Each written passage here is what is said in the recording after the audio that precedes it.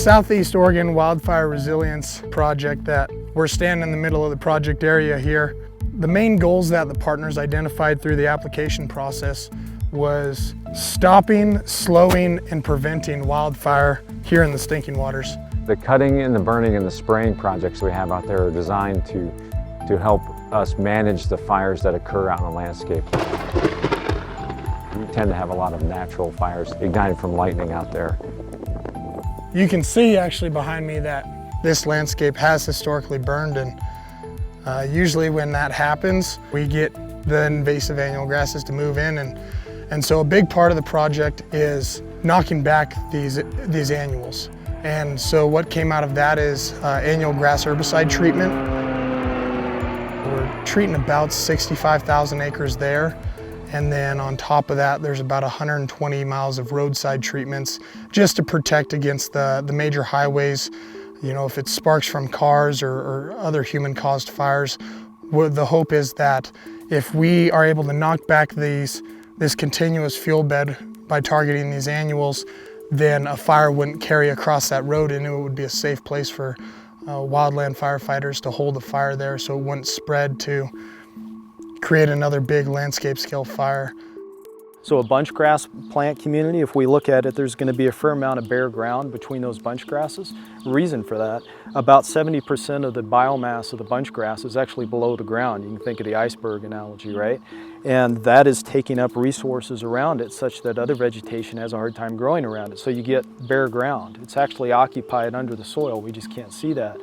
With annual grasses, they don't have extensive root systems like our perennial bunch grasses do, and so they can grow in really close proximity to each other. So again, fire is a generalist herbivore, but annual grasses tend to provide more fine fuel continuity than perennial bunch grasses would. So if this bunch grass burns, because we have the cheatgrass here, that fire is going to run real quick right over to that bunch grass too.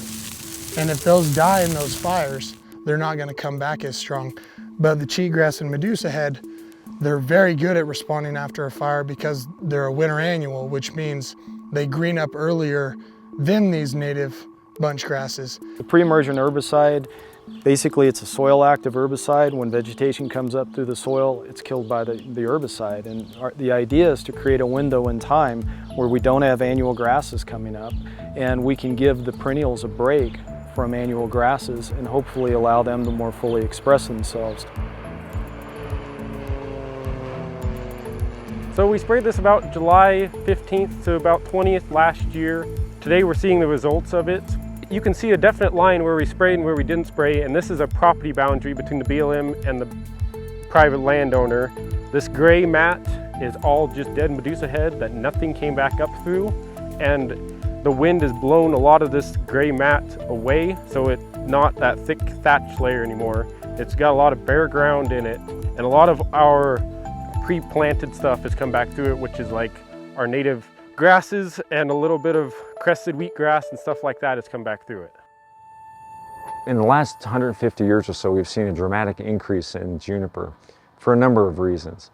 But when that juniper increases, it does it at the expense of the grasses and the shrubs and the flowering plants underneath. And our objective is to get those extra juniper off and allow those understory plants to fill in those spaces that they basically receded from.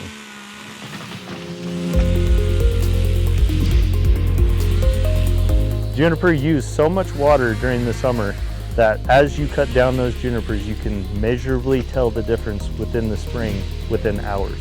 We took a lens of let's make sure we do the most strategic action that we can to prevent wildfire, preserve the habitat for the sage grouse, as well as to improve the water quality and quantity within this watershed.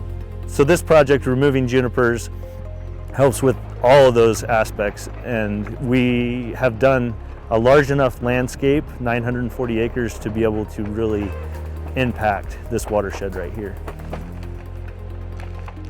We have ecosystem dysfunction, one of the symptoms of which is that sage grouse aren't doing as well as they could be. But fixing the sage grouse problem means you got to fix the ecosystem problem. What is the ecosystem problem? It's invasive annual grasses, it's expanding conifer, and it's wildfire. It's all connected. The grass is connected, the cows are connected, the juniper is a part of this landscape, if you will.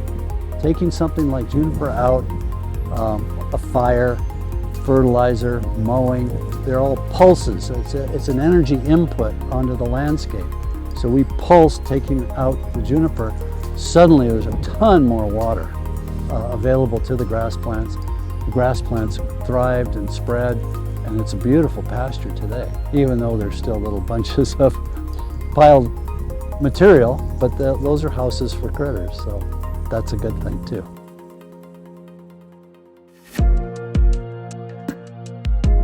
High Desert Partnership has been working out here in Harney County for over 15 years. It's a very diverse group of folks. Bureau of Land Management, Department of State Lands, Burns Paiute Tribe. We have a number of private landowners, ranchers, because fire knows no jurisdiction, no boundaries. So we've recognized that coordinating these different partners is really critical. When we first started doing this stuff, we pretty much would plan and then what we were going to do and then go inform the landowners adjacent to us and give them the opportunity to participate. But at that stage, we were doing it after we'd done our planning. So you can help us if you can, but this is what we're going to do.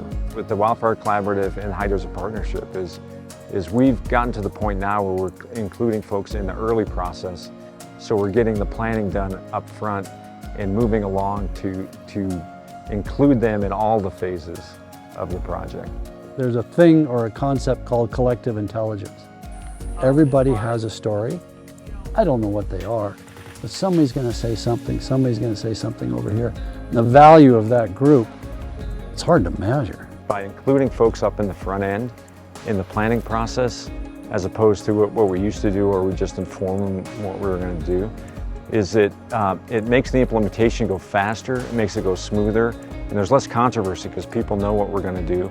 And we've also planned it across a larger landscape actually, so we include the private land in those efforts. We're going to create a more wildfire resilient landscape with more partners coming together and working across boundaries. Eastern Oregon is very similar to southern Idaho and northern Nevada, so this kind of project could happen on the entire western landscape.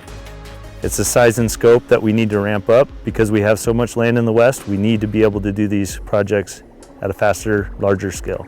The response and the bang for the buck, if you will, is immediate. It really is.